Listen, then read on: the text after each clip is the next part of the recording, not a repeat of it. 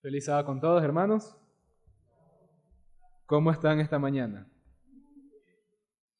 Espero que, todos podamos, aunque sea por estos minutos, dejar a un lado cualquier preocupación, cualquier carga que tengamos para poder deleitarnos en el estudio de la palabra de Dios, que es lo que venimos acá a su casa, también a orarle y a adorarlo, porque Él es digno de toda honra y toda gloria. Ahora, el tema que quiero compartirles esta mañana, creo yo, es un tema de interés general. ¿Y por qué creo que es un tema de interés general? Porque es algo que nos involucra absolutamente a todos. Y es algo que, indistinto de dónde vengamos, indistinto de qué país o qué idioma hablemos, indistinto de qué raza seamos, qué creencia o qué religión tengamos como profesión, es algo que nos involucra a cada uno de nosotros. Algo que toda la raza humana tiene en común. Y antes de comenzar, también quiero decirles que siéntanse en la libertad también de comentar, de preguntar, de también compartir sus ideas. Creo yo que les sacamos más provecho a la palabra del Señor cuando interactuamos que cuando solo escuchamos. Entonces, también recordando que estamos en la casa del Señor, entonces con la debida reverencia, levantando la mano. Entonces, para dar comienzo al tema, ¿qué creen ustedes que hay que tenemos todos en común? Indistinto de la edad, indistinto de si somos hombre, mujer, niño, anciano, algo que tenemos todos en común. Dios, esperanza, algo más, necesidades, todos anhelamos ser salvos. Y lo que traje esta mañana, que creo yo es algo que todos tenemos indistinto de dónde vengamos, es problemas. Y esto es algo que, como dije en un inicio, incluso desde el más chiquito al más grande, todos tenemos alguna clase de problemas. Tanto así que siempre me viene a la mente lo que la hermana White menciona en Conducción al Niño, de cómo muchas veces los padres no le prestan atención a los problemas de los niños porque piensan que son muy insignificantes. Pero dentro de su esfera, así sea un problema pequeño para ellos, es algo muy importante. Entonces, indistinto de quiénes seamos o qué hagamos, todos tenemos algún tipo de problemas. O hemos enfrentado algún tipo de problemas en la vida. Ahora, para poder seguir con el tema, para poder tener un mejor contexto, una mejor base, ¿cómo definen ustedes un problema? Porque de pronto lo que para usted es un problema, para mí no lo es. O quizás lo que para mí es un gran problema, para usted no lo es. Entonces, ¿cómo podrían ustedes definir problema? ¿A qué le llamarían usted un problema? Si mañana le preguntan a alguien, ¿cuál es la definición de problema? ¿Qué le respondería a ustedes? ¿Una necesidad? ¿Algún obstáculo? ¿Algo que aturde la paz? ¿Algo que no se pueda resolver? ¿Ok? ¿Alguna otra idea? ¿Cómo definirían ustedes la palabra problema? Tomando en cuenta que no importa el tamaño, no importa a quién sea, todos tenemos algún momento algún problema. ¿Qué es lo que hace que un problema sea un problema? Entonces, según el diccionario, según la Real Academia Española, dice que es una cuestión que se trata de aclarar, es decir, algo que no está completamente claro. Por otro lado, también dice que es una dificultad, un disgusto o una preocupación. Si es que es algo que no nos preocupa, podemos decir hasta cierto punto que no es un problema en realidad. Y también una última definición que da el diccionario dice que es un conjunto de hechos o circunstancias que dificultan la consecución de algún fin. Algo que está en el camino que no permite que algo sea hecho. Ahora, otra pregunta. ¿A alguien aquí que le gusten los problemas? ¿Y por qué no nos gusta? ¿O qué es lo que hace los problemas algo malo? Perturba la paz, nos estresan. Y es importante entender esto porque todos los problemas tienen una raíz. Y eso es lo que vamos a tratar de ver esta mañana. Ahora, en la Biblia, por la misericordia de Dios, es un libro en el cual encontramos hombres con todo tipo de problemas. Entonces nos da una esperanza a nosotros de poder saber de que no importa el problema que tengamos, sea grande o pequeño, en la palabra del Señor podemos encontrar una guía, una dirección a cómo enfrentar ese problema. Entonces, ¿qué tipos de problemas existen en este mundo? Ahora, pueden todos comentar, como les digo, simplemente tengo algunos ejemplos. Pueden ser problemas financieros, problemas de índole material, pueden ser problemas de salud, problemas de relaciones humanas. De pronto tengo problemas con mis padres, con mis hermanos, con miembros de la iglesia, problemas en mi trabajo, con mis compañeros de estudio, problemas de relaciones, ¿no? Podemos también tener problemas temporales, problemas que no están ahí siempre, pero que llegan. O también podemos tener problemas que son más de largo plazo. De pronto, mañana me detectan alguna enfermedad autoinmune y tengo que aceptar que tengo que lidiar con eso el resto de mi vida. Es un problema que no se va a ir. O de pronto también puede ser un problema inesperado, como antes mencionó una hermana, algo que llega de la nada, una noticia o un evento. O también hay problemas que son esperados. En mi caso, los que no me conocen, yo me dedico a la agricultura y cuando uno siembra algo, uno espera que de pronto llegue una plaga o que venga una hormiga y se coma la planta. Son problemas que uno espera, pero también hay problemas inesperados que pueden llegar de la nada. Como que hoy día recibimos la llamada que un ser querido ha fallecido. Entonces hay muchos tipos de problemas, de todo tipo. Y la bendición es que no hay ninguno que el Señor no nos dé una dirección en su palabra. Ahora, vamos a 1 de Juan, a los que tengan sus Biblias, vamos al libro de 1 de Juan, capítulo 3, versículo 4. 1 de Juan, capítulo 3, versículo 4. Para poder entrar un poco más a fondo de este tema de los problemas, hay un problema que es la raíz de todos los problemas y lo podemos encontrar aquí. 1 de Juan 3, versículo 4. Y dice lo siguiente: cualquiera que comete pecado traspasa también la ley, pues el pecado es la transgresión de la ley. Entonces, el mayor problema en la humanidad se puede resumir en la palabra pecado. Es por esa razón que existen todos los demás problemas. Y ahora, como dice aquí, ¿qué es el pecado? La definición más clara o más directa que dice la Biblia es la transgresión de la ley. La transgresión de esa ley de amor que Dios le dio a la raza humana y al universo entero. Ahora, para plantar un pequeño escenario, retrocedamos un poco nuestras mentes a qué es lo que sucedió en el pasado. Cuando el Señor creó al ser humano, cuando el Señor creó la raza humana, el plan de Dios fuera que nosotros nos desarrollemos infinitamente, tanto física, mental y espiritualmente. Que por las edades eternas podamos descubrir más de ese poder que tiene Dios, más de ese amor, y podamos crecer cada día más a su imagen y semejanza. Que nos podamos deleitar en su amor, en lo que Él había creado para la raza humana.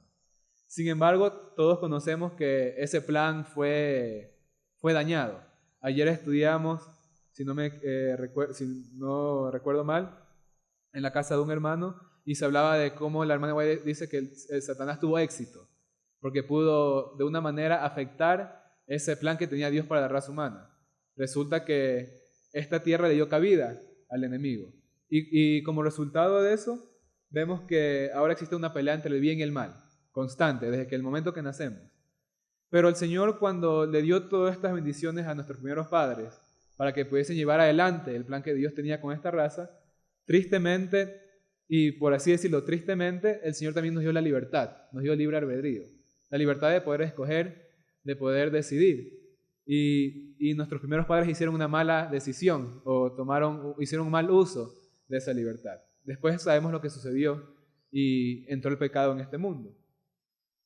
Ahora, ¿qué trajo como consecuencia el pecado? Ahora vamos a ver primero el tema de la muerte en Romanos 5, versículo 12. Y mantengamos en mente que estamos hablando de los problemas. Entonces, primero estamos generalizando para poder entender cuál es la raíz de los problemas, tanto personales como los problemas que suceden en esta tierra. Romanos 5, versículo 12. Dice: por tanto, como el pecado entró en el mundo por un hombre, y por el pecado la muerte, así la muerte pasó a todos los hombres, por cuanto todos pecaron. Entonces, como resultado del pecado, ahora todos estamos condenados a la muerte. No la muerte temporal, sino la muerte eterna. Esa es la paga del pecado. Entonces, esto es un problema que trajo el pecado consigo, pero es algo que aún no podemos visualizar de pronto. Pero también trajo otra consecuencia, que la vivimos día a día. Vamos al libro de Romanos mismo, capítulo 7, y vamos a leer el versículo 15, 19 y 24. Romanos 7, desde el versículo 15, después el 19 y después el 24. El versículo 15 dice, pues lo que hago no lo entiendo, pues no hago lo que quiero, sino lo que aborrezco, eso hago. Versículo 19, porque no hago el bien que quiero, sino el mal que no quiero, este hago. Versículo 24, miserable hombre de mí, ¿quién me librará de este cuerpo de muerte?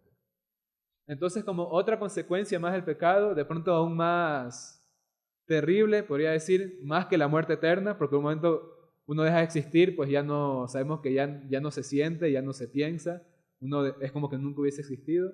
Pero algo más terrible que trajo el pecado es la esclavitud al pecado. El hecho de que nosotros ya no somos dueños de nosotros mismos. Es más fácil ser impaciente que ser amable. Es más fácil irritarse que amar a nuestros hermanos. Entonces, esto es algo, aunque muy simple en la superficie, al mismo tiempo, como se mencionaba aquí, en el servicio de la mañana, es algo que va a depender de eso va a depender nuestra salvación, nuestro carácter. Entonces, ¿de qué sirve lo que profesamos? ¿De qué sirve que profesemos el cristianismo si no estamos representando a Cristo? ¿De qué me sirve mi dieta saludable o de qué me sirve vivir en la montaña si es que no estoy reflejando a Cristo en mi carácter? Entonces, el pecado consigo trajo un problema que tenemos todos, que es una esclavitud al yo, una esclavitud al mal. Una esclavitud que no importa cuántos salmos yo me lea, salgo de mi cuarto y mi mamá y mi papá me miran mal y siento irritación por dentro. Entonces, o sea, ¿de qué sirve profesar? Bueno, algunos profesaremos el nombre de cristianos, otros adventistas del séptimo día, pero ¿qué valor tiene eso si es que seguimos siendo esclavos? Y esto es una consecuencia del pecado. Este es un problema que todos tenemos. Y como dije antes, incluso desde pequeños. Cuando el Señor creó al hombre, por naturaleza hacía aquello que era bueno. Hacía aquello que daba gloria al nombre de Dios. Era fácil amar, era fácil darse por otros. Así creó Dios al hombre, porque así es Dios. Eso nos reflejó Él en su Hijo. Pero ¿qué sucede ahora con nosotros? ¿Es más fácil ser paciente o es más fácil perder la paciencia? ¿Es más fácil ser amable ante una respuesta de pronto áspera? ¿O es más fácil responder, o incluso si no responda, por dentro irritarme? Entonces, ¿qué cristianismo estamos practicando? Es la pregunta. O sea, y si es así, y si después de algunos tendremos 1 año, otros tendremos 10 años, otros 30 años, si eso aún sigue sucediendo en nuestro día a día, ¿cuál es el problema? Estamos tratando de identificar el problema. Entonces, si eso sigue existiendo en nosotros, ¿será que estamos perdiendo nuestro tiempo? ¿Será que estamos viniendo a la iglesia nomás para hacernos pensar que estamos bien? Porque resulta que quizás yo no digo malas palabras, pero el vecino sí, entonces por ende yo estoy mejor que el vecino. Pero a la realidad seguimos siendo esclavos. No nos podemos controlar a nosotros mismos, no nos podemos controlar nuestros pensamientos, nuestras palabras, nuestras acciones y someterlas al Señor. Entonces, con esto en mente, quiero compartir con ustedes, en resumen, 2 tipos de problemas, por así decirlo. El primero son aquellos problemas que requieren un esfuerzo para resolver, que requieren una acción decidida.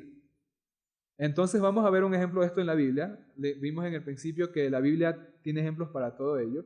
Y vamos a 1 Samuel capítulo 17, una historia que todos conocemos, que se le enseña a los niños.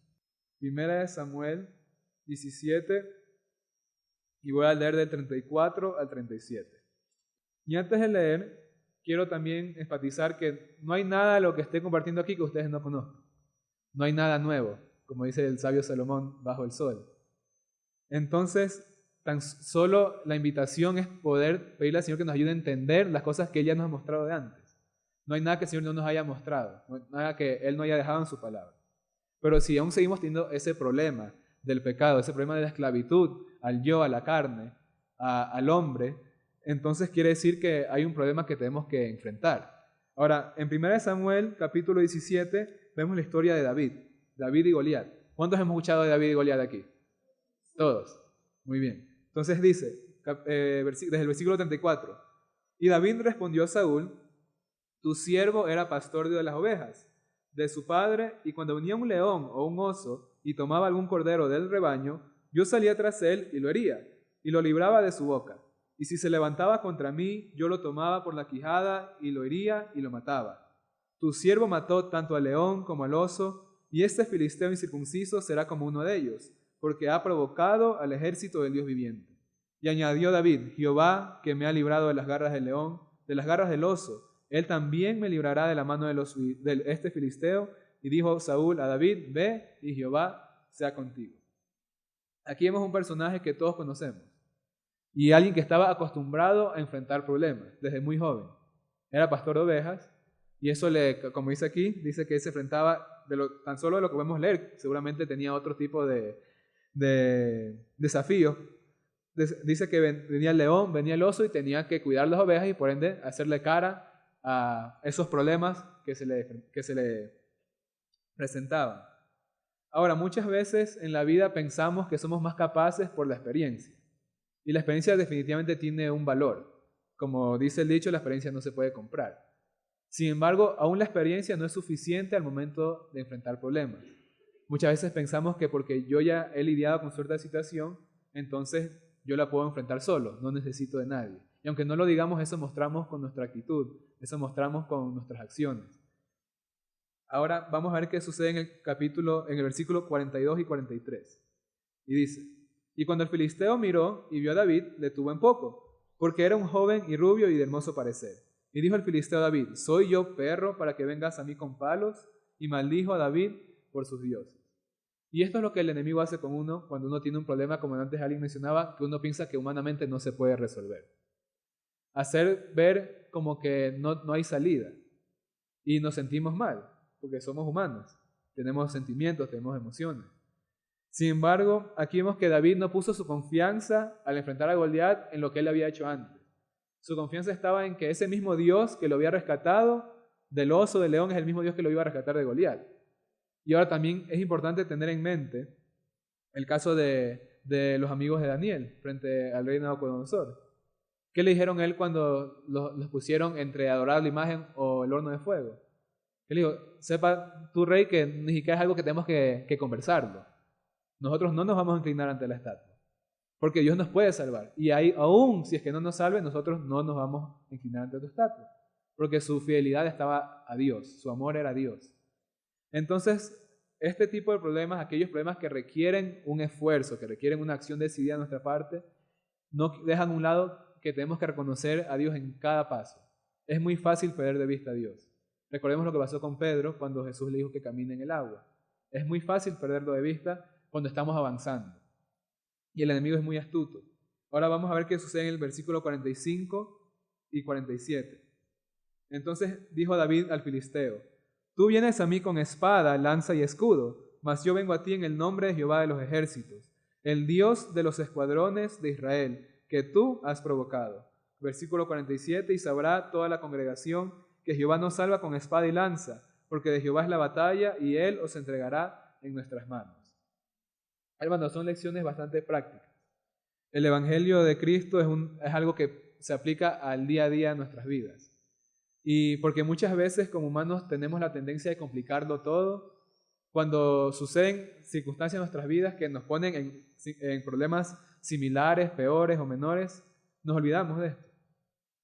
O sea, es muy fácil recordar a David y Goliat mientras le damos la lección a los niños y le cantamos la canción. Pero el primer problema que se me viene, la preocupación y la ansiedad me absorben. Entonces la pregunta es, ¿dónde quedó entonces la historia de David y Goliat? ¿Qué realidad tiene esa historia en mi vida?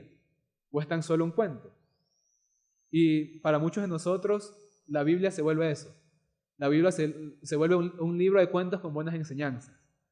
Pero a la hora de la vida práctica no tienen ningún valor. ¿Y cómo reflejamos eso con nuestras vidas? Entonces, el primer problema que estamos viendo son aquellos problemas que requieren un esfuerzo, que requieren acción de nuestra parte. Otro ejemplo práctico, que haya una gotera en el techo. ¿Cuántos de ustedes creen que si nos ponemos a orar para que esa gotera se cierre y no entre agua, eso va a suceder?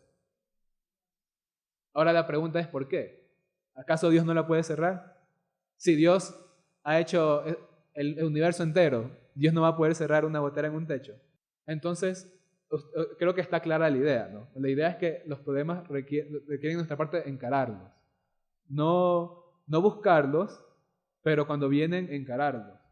Sin olvidar que Dios es el que está al control, sin olvidar que el mismo Dios que nos ha dirigido hasta hoy aquí es el mismo Dios que tiene el poder para poder enfrentar cualquier cosa que se nos presente hoy y en el futuro. Y recordar que, al igual que David, dar siempre gloria a Dios en cada paso. A pedirle al Señor constantemente que nos ayude a ver su mano en cada paso. Es muy fácil perder de vista a Jesús. Y cuando perdemos de vista a Jesús, entonces estamos solos ante el problema. Ahora, el otro tipo de problema son aquellos problemas en los que no podemos hacer nada. Problemas en los que humanamente no hay nada que usted y yo podamos hacer para resolverlo. De pronto, como antes mencioné, quizás una de las formas más prácticas de mostrar esto es quizás con una enfermedad.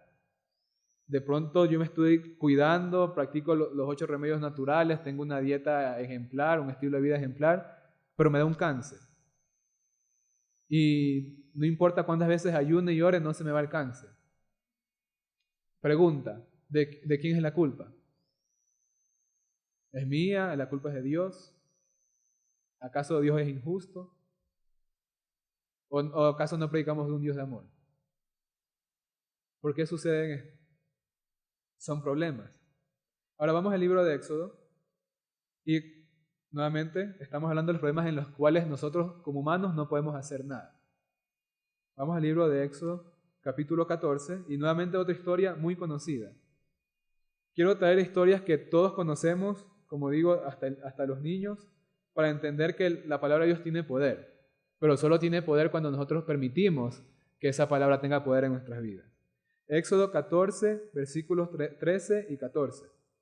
Todos conocemos la historia del Mar Rojo, y dice: Y Moisés dijo al pueblo: No temáis, quedad quietos y ved la salvación de Jehová, que él hará hoy con vosotros, porque a los egipcios que hoy habéis visto ya nunca más los veréis. Jehová peleará por vosotros y vosotros estaréis quietos. Hay problemas en la vida en los cuales esta es nuestra única opción: estar quietos, esperar en el Señor. Y en esa espera se refleja nuestro cristianismo. Si es que en esa espera sufrimos de preocupación que nos sobreabruma, que sufrimos de una ansiedad que no podemos controlar, entonces quiere decir que hay un problema en mi relación con el Señor.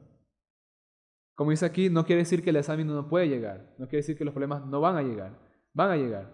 Y el mismo Jesús, como también leímos hoy día en la mañana, decía a todas las gentes, si hay alguien que nos puede entender los problemas de Jesús, varón de dolores, dice la Biblia. Sin embargo, entender que hay cosas que nosotros no podemos hacer nada para solucionarlas. Y lo único que podemos hacer es esperar en el Señor y, como dice aquí, estar quietos y ver su salvación. Ahora suena muy fácil decirlo. No sé cuántos de ustedes lo hayan experimentado o cuántos de nosotros lo hayamos experimentado. Vamos a ver otro ejemplo en Deuteronomio 1, versículo 30. Y nuevamente aquí dice: Jehová vuestro Dios, el cual va delante de vosotros, Él peleará por vosotros conforme a todas las cosas que hizo por vosotros en Egipto delante de vuestros ojos. Y son enseñanzas bastante simples, pero esta es la esencia del cristianismo. Siempre a nivel personal me hago la pregunta: si nosotros estamos desesperanzados y los problemas de la vida a veces nos abruman, ¿qué esperanza vamos a dar al de afuera? ¿O qué es lo que vamos a tratar de vender? Antes de mudarnos con mi familia a la finca, yo trabajé un tiempo de vendedor. Y algo que siempre nos decían es que la mejor forma de vender algo es conociendo el producto por uno mismo. Porque cuando uno lo prueba y uno le gusta, entonces es muy fácil venderlo. Porque no estás vendiendo algo que simplemente lo vendes porque es tu trabajo. Lo estás vendiendo porque es algo que realmente tú sabes que tiene valor. Sin embargo, nuestro cristianismo muchas veces se vuelve muy vacío. Le queremos decir, conocemos a alguien en la calle y nos volvemos los mejores consejeros. Somos los mejores psicólogos. Y a los de afuera les podemos dar todos los consejos de todos los tipos: de salud mental, de salud física, de salud emocional, de salud espiritual. Pero cuando llega un problema a mí, todos esos consejos desaparecen. Entonces, ¿sobre qué está fundada nuestra experiencia con Jesús? Acordémonos que las lecciones del Señor son bien prácticas y están entretejidas en cada ámbito de la vida. Por eso el Señor dice: ¿en qué estás construyendo? ¿En la roca o en la arena? Si es que cuando sucede algo no temblamos, entonces creo que es una evidencia, o debemos ser muy autocríticos con nosotros mismos, que estamos de pronto construyendo en la arena. Entonces, insisto, las lecciones del Señor, estamos viendo el ejemplo de David y Goliat, del Mar Rojo, historias que quizás aquellos que son cristianos de niños han escuchado toda su vida. ¿Por qué nos cuesta tanto hacerla realidad en nuestra vida? ¿Qué es lo que está impidiendo que eso se vuelva una realidad? Que no se vuelva simplemente una historia. Vamos a ver otro ejemplo en 2 de Crónicas 20, versículos 15 y 17. 2 de Crónicas 20, 15 y 17. Y dice, y dijo, versículo 15, oíd todo Judá, y vosotros moradores de Jerusalén. Y tú, rey Josafat, Jehová os dice así, no temáis ni os amedrentéis delante de esta gran multitud, porque la batalla no es vuestra, sino de Dios. Versículo 17, no habrá para qué peleéis vosotros en este caso. Paraos, estáos quietos, y ved la salvación de Jehová con vosotros. Oh Judá y Jerusalén, no temáis ni desmayéis, salid mañana contra ellos, porque Jehová será con vosotros. Estas son promesas muy lindas que el Señor nos da en su palabra. Pero el que estas promesas se hagan una realidad va a depender solo de usted y de mí. Vamos a un último ejemplo de aquellos problemas en los que nosotros no podemos hacer nada, más que estar quietos y esperar en el Señor.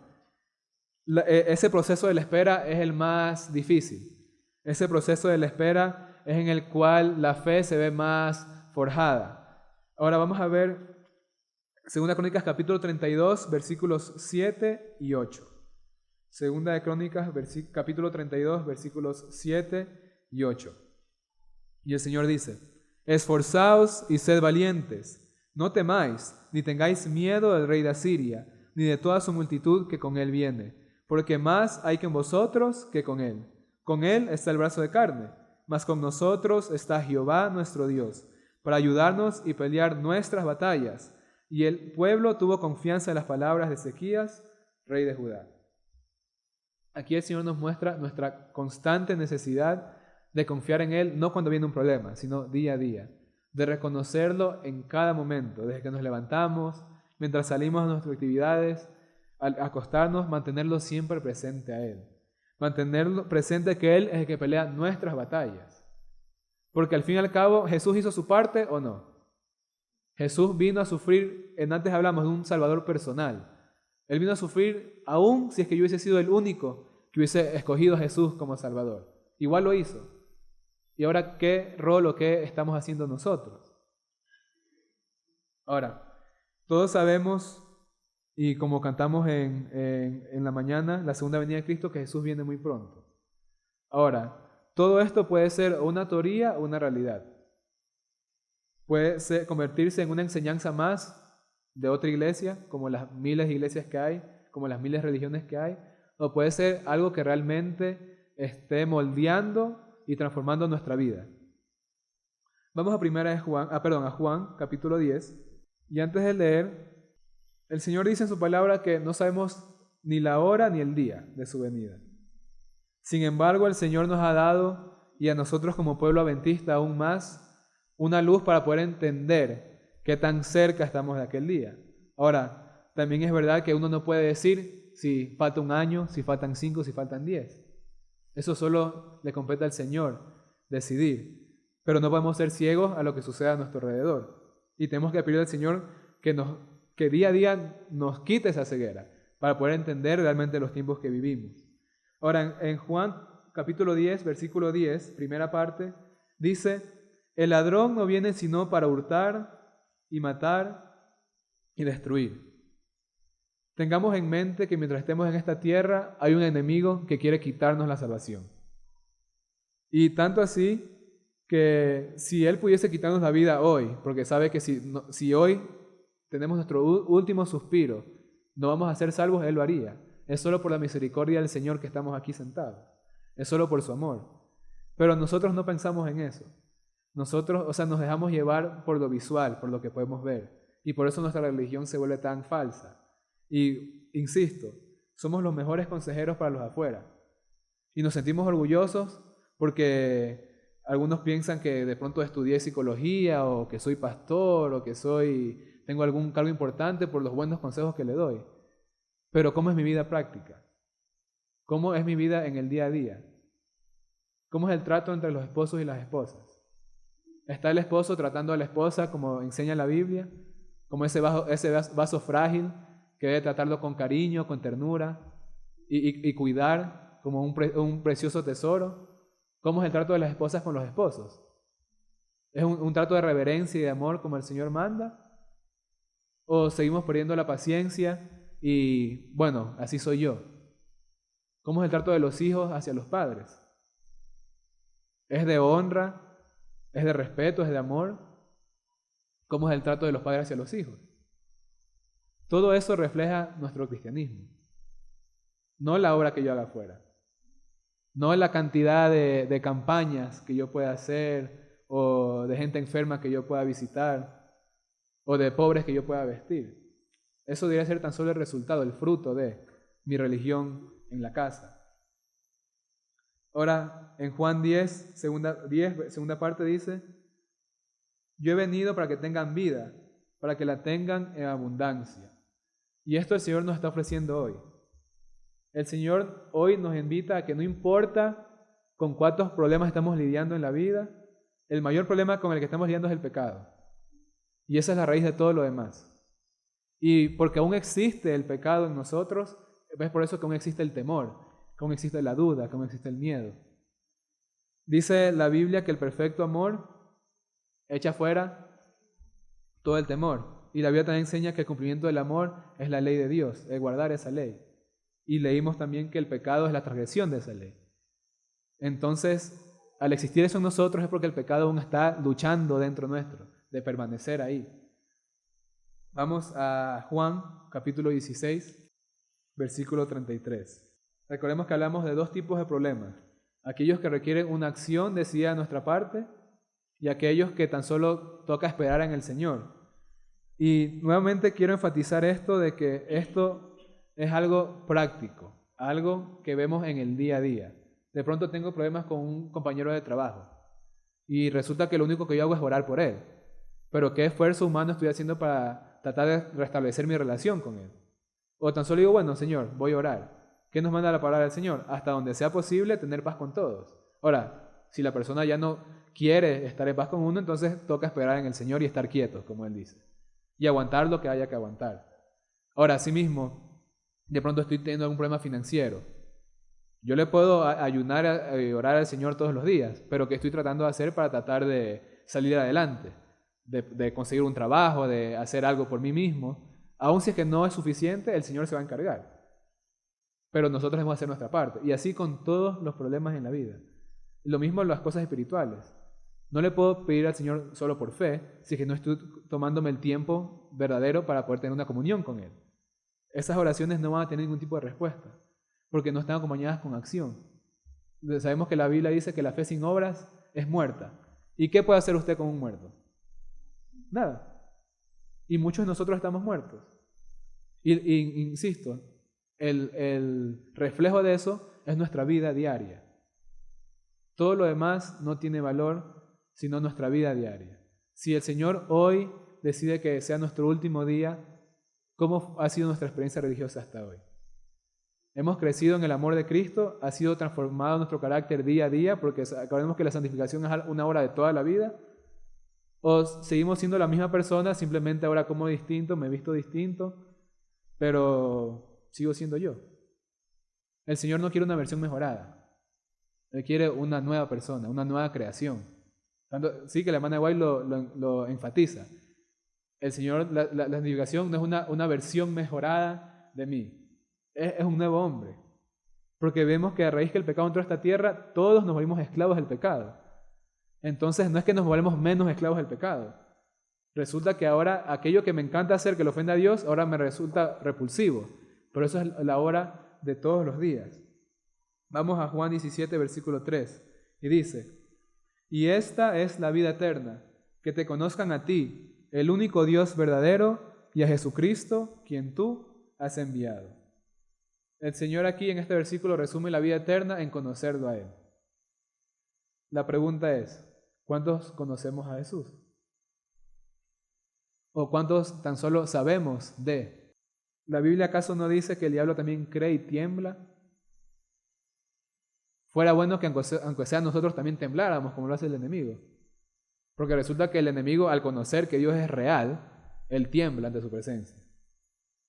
Aunque sabemos que lo odia y quiere destruir a todo aquel que quiere ser salvo por Jesús.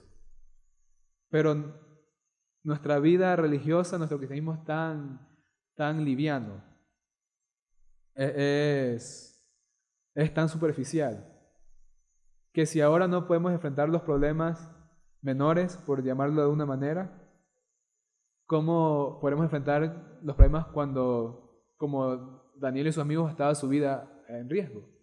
¿Está realmente nuestra vida escondida en esa roca que es Jesús? ¿Estamos construyendo sobre la roca o estamos construyendo sobre la arena? ¿Cuál es la diferencia entre el que construye la arena y el que construye la roca? ¿Quién se acuerda de la lección de la parábola? ¿O el significado de la parábola? Son lecciones muy prácticas. ¿Qué significa construir en Cristo? El Señor le explicó. Aquel que hace lo que predica. Así de sencillo. Aquel que no solo habla de amor, pero que lucha por vivir en ese amor. Aquel que no habla de paciencia y los frutos del Espíritu, sino que aquel que se esfuerza para obtenerlos día a día. ¿Y quién es el que construye en la arena?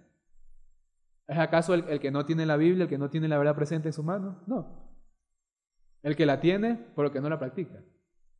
Que no está haciendo ese esfuerzo decidido para encarar el problema. El problema de mi carácter, el problema de mis gustos, de mis pasiones, de mis deseos.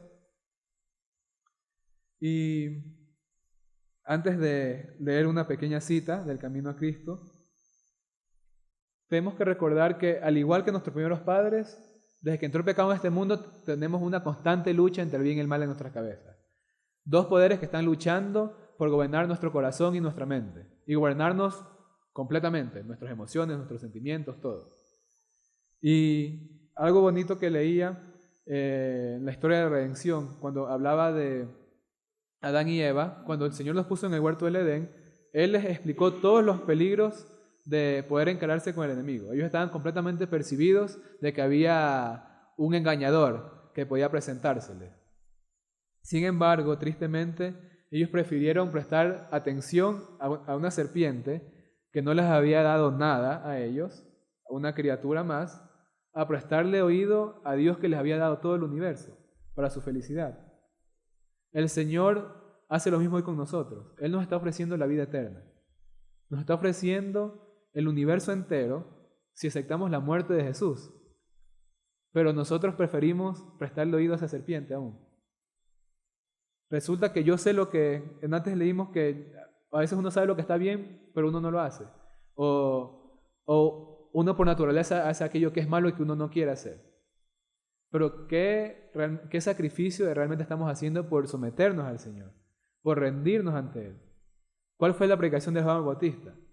Que el hacha ya está puesta a la raíz. Que el que no dé buen fruto, ¿qué va a pasar? Será cortado. ¿Qué fruto estamos dando nosotros?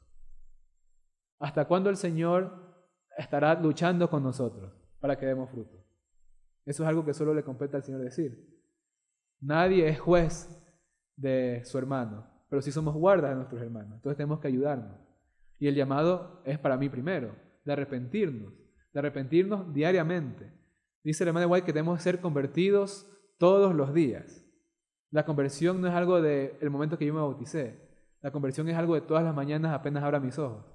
De entregarle el corazón al Señor. Decirle, Señor, tú sabes que tengo debilidades, que tengo cosas que me esclavizan.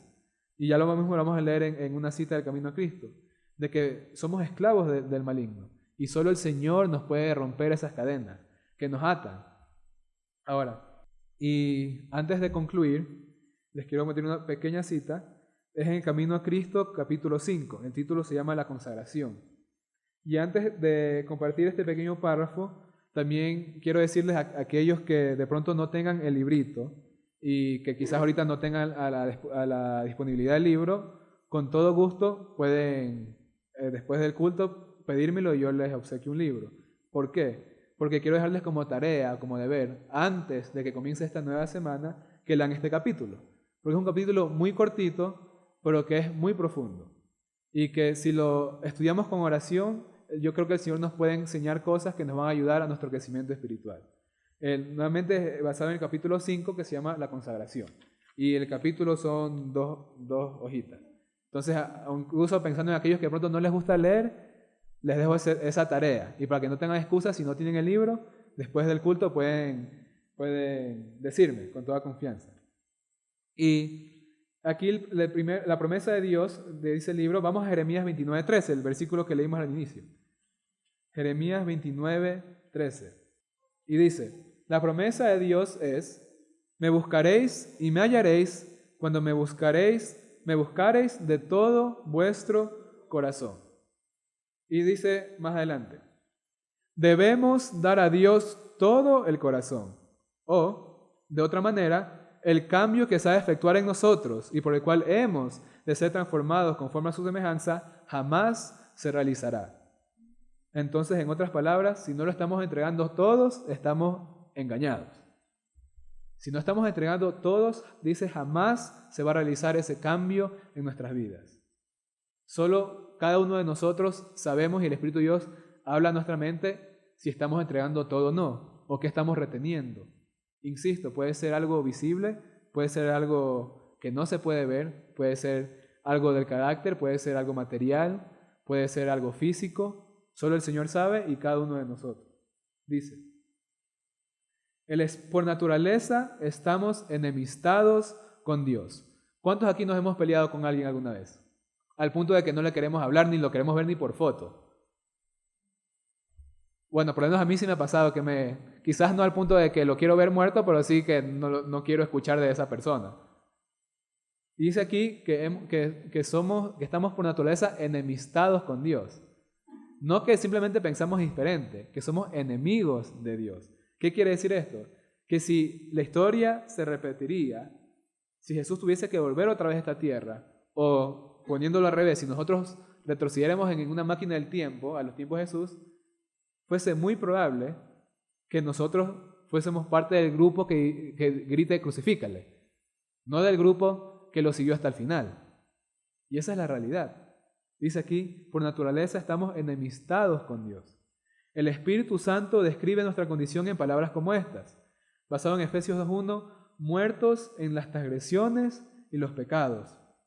Dice Isaías, la cabeza de todo está ya enferma, el corazón todo es fallecido, no queda en él cosa sana. Esto es lo que tenemos que recordar día a día, recordar que no tenemos nada que darle al Señor, recordar cuán pecaminosos somos. Leía en Consejos para la Iglesia el capítulo que habla de la crítica, y la crítica entre los hermanos, la crítica entre las personas en general, y como decía que aún si es que mi hermano está haciendo algo que a mí no me agrada, tengo que llegar a él con amor y con bondad, pero que con nosotros mismos podemos ser lo más autocríticos que queramos. Resulta que pasa lo contrario. Nos ponemos a la defensiva al primer comentario que ataca algún punto débil mío, pero cuando es de hablar de otro hermano, podemos escribir un libro entero. Entonces, como dice aquí, tenemos que entender que estamos muertos en transgresiones, en pecados, que todo está enfermo, no hay parte buena en nosotros, ni una. Dice aquí, la cabeza, todo. No queda ya en él cosa sana. Estamos enredados fuertemente en los lazos de Satanás, por el cual hemos sido apresados para hacer su voluntad. Dice, Dios quiere sanarnos y libertarnos. El último párrafo. La guerra contra nosotros mismos es la batalla más grande que jamás hayamos tenido. El rendirse a sí mismo, entregando todo a la voluntad de Dios, requiere una lucha. Hablamos de problemas que hay que hacer cara, pero con un esfuerzo decidido, perseverante. Mas para que el alma sea renovada en santidad, debe someterse antes a Dios. ¿Y cómo vamos a hacer esto? No hay oraciones especiales o fórmulas secretas para la consagración. El Señor simplemente nos manda que tengamos una relación diaria con Él. A que yo dedique mi día un momento para poder realmente estudiar su palabra. Para, como leímos, que entendamos que la vida eterna es conocerlo a Él. La vida eterna no son todas las obras que yo pueda hacer. El guardar todas las doctrinas adventistas no me va a salvar, sino conocerlo realmente a Jesús. Y que como fruto de eso venga mi obediencia a esa perfecta ley de amor que Él nos ha dado. Tenemos que dedicar tiempo, no los sábados, no cuando tenga tiempo, sino todos los días, a usar cada día como que fuese el último. Como que esa fuese la última vez que vamos a tener la oportunidad de tener una relación con Él, de estudiar su palabra. Tenemos que tener tiempo para orar. Muchas veces se ignora ya sea el estudio de su palabra o la oración y después nos preguntamos, pero ¿por qué sigo cayendo en lo mismo? ¿O por qué no puedo vencer A o B o C? Pero el Señor nos está invitando, como dice aquí, Él nos quiere sanar, pero tenemos que creer. Y una forma de mostrar nuestra creencia es realmente teniendo esa comunión que Él quiere que tengamos con Él. Otra cosa que es importante es tomarnos tiempos para meditar en Él, para poder realmente enfocarnos y tratar de pensar en lo que el Señor ha hecho por nosotros y la obra que quiere hacer por nosotros. Es muy fácil hacer nuestro estudio, orar y salir a nuestras actividades seculares, insisto, perder de vista a Jesús rápidamente. ¿Y cuál fue el fruto de lo que estudié en la mañana o de mi oración? ¿Cuál fue el fruto? Tenemos que tratar de pedir al Señor que nos ayude a meditar cada vez más en Él. Como dice Él, que todo nuestro actuar esté siempre sometido constantemente a que Él está ahí presente. Dice la hermana White que si tuviésemos en nuestra mente ese pensamiento de que Él está ahí, no haríamos muchas cosas. Si Jesús estuviese hoy aquí presente, quizás todos nos comportaríamos, como uno dice, como un santito. Como cuando llegaba el profesor bravo. Había profesores, bueno, por lo menos era mi caso cuando estaba en el colegio. Yo sé que quizás, bueno, estamos varias generaciones aquí, pero cuando estábamos en el colegio había ciertos profesores a los cuales los alumnos no les prestaban atención. Entonces cuando llegaban era como un alivio porque sabían que, bueno, ahí podían hacer lo que quieran, lanzar papeles, jugar, lanzarse al piso, porque el pobre profesor no podía controlar el aula. Pero había otros profesores que tan solo con caminar por el pasillo, el que no estaba en su silla corría y se sentaba. Entonces, ¿cómo sería nuestra actitud si es que Jesús estuviese aquí? Ahora, tampoco la idea es que hagamos las cosas por apariencia. No se trata de hacer las cosas por hipocresía, ni de fingir, pero tenemos que hacer un esfuerzo. Y para que esto no sea resultado de un fingimiento o de una apariencia de piedad, como lo llama la Biblia, que tenemos que tomarnos ese tiempo para conocer a Jesús, para que sea el resultado de relación que tenemos con Él y entender que es una obra de cada día, de toda la vida mientras estemos en esta tierra. Como dijo Pablo, o sea, él mismo dijo, no es que Él lo haya alcanzado. Tenemos que todos luchar cada día como que es el último. Tratar de que cada día pueda representar mejor a Jesús, empezando desde el círculo más íntimo para que de esa manera realmente pueda ser una bendición para el de afuera. Y lo último para concluir, nuevamente les recuerdo, el que no tenga el libro no tiene excusa de no leerlo. Obviamente tienen el libre albedrío de no hacerlo, pero mi invitación es que antes que comience la nueva semana, lean este capítulo. Creo yo que puede ser de gran ayuda para nosotros, para darle una dirección, una nueva dirección a nuestro día. Y lo otro es que solo el Señor sabe qué problemas están aquí presentes en esta iglesia ahorita. Pueden ser problemas, digamos, a nivel grupal, pueden ser problemas individuales. Como dije antes, puede ser de cualquier tipo, puede ser material, puede ser espiritual, puede ser de salud. Puede ser que no sea un problema necesariamente mío, pero un problema de alguien que aprecio y por ende también me afecta a mí. Y cualquiera que sea este problema, el Señor nos está invitando hoy a que se lo entreguemos a Él. Y como vimos hoy, aquellos problemas que sepamos que podemos hacer algo para solucionarlo, hagámoslo. No titubeemos. Como dije antes del ejemplo, estamos enemistados con alguien. No esperemos que la persona mañana fallezca para decir por qué no le fui a hablar. Dejemos el orgullo a un lado y tratemos de restablecer la relación. Si la persona no quiere, entonces dejémoslo en las manos del Señor. Pero tenemos que hacer nuestra parte. Y eso con cualquier problema que estemos, digamos, pasando ahorita. Por otro lado, el Señor también nos hace la misma invitación que le hizo al pueblo de Israel. Que le hizo al pueblo de Israel tanto al cruzar el Mar Rojo, cuando están en batalla contra los asirios, el descansar en Él. En decir, Señor, yo hice mi parte, pero ya no hay nada más que pueda hacer. Entonces lo que me toca hacer es esperar. Y que no permitamos que en ese proceso de espera el enemigo nos haga titubear. Porque en ese proceso de espera es donde se encuentra la redención. Acordándonos que Jesús mismo lo tuvo que experimentar. Vemos que en Getsemaní fue un momento que ninguna mente humana podrá comprender exactamente lo que pasó por la mente de Jesús. Era un sufrimiento que no hay palabras que realmente lo puedan describir o explicar. Pero el Señor entiende los problemas. Pero no solo que los entiende, sino que Él es la solución a los problemas, de cualquier índole. Y con esto, pues, si es que así, digamos, nos lo permiten, aquí los líderes, antes de concluir, me gustaría poder, antes de hacer la oración de cierre, poder todos los que quieran, pues de rodillas, tomarnos un minuto para en silencio poder orarle al Señor y entregarle esos problemas que tengamos. Y poder decirle, Señor, pues, Él conoce incluso los problemas que nosotros pensamos que no son problemas, pero que quizás con el tiempo veremos que son un problema. Pero entregarle al Señor que nos muestre, pero mismo que tome cualquier preocupación que tengamos ahorita en nosotros. Cualquier cosa que esté aturdiendo nuestra paz, como alguien antes mencionaba.